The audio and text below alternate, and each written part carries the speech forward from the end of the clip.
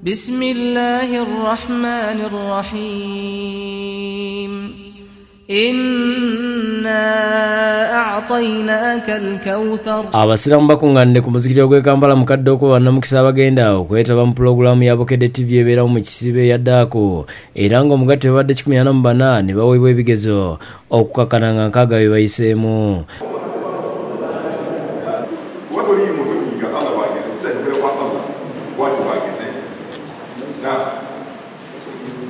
Amanya besoma utakuruka inshallah bino kwa musewa sawa satu tutandika okukwata tukuzeeyo inshallah.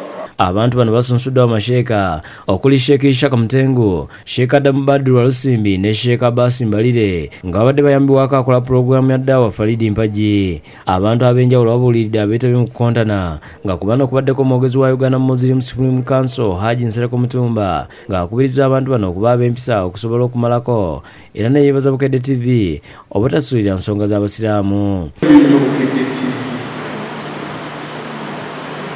Buli mwaka okuba nti mwakitwala okuba nti mwasalawo okusomesa abasiraamu ba Uganda bonna kubanga abalaba puroguramu eno abawuliza puroguramu eno ku rediyo abagisoma mu mpapula z'amawulire bingi nnyo ne bayita.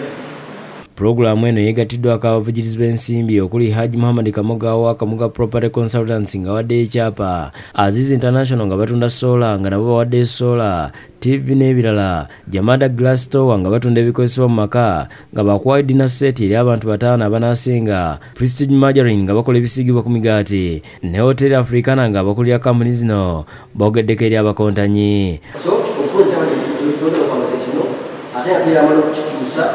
transfer kosti yaffe tuka obukiwedde nga kimumanyako tuwa solar system okozesa amagara 12 tukolako TV tukolako DVD tukolako okuva nga nze kyenandyagadde omuntu anansinga shefu ngenda muwa dina seeti nejjalo n'abataano bonna.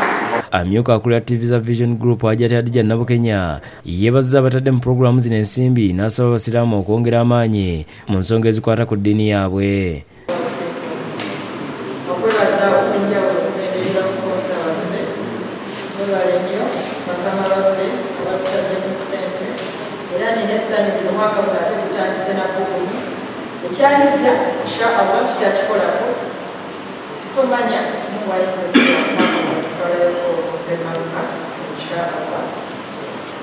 Joseph Setimba yakusakidde gwe mu Bukedde TV.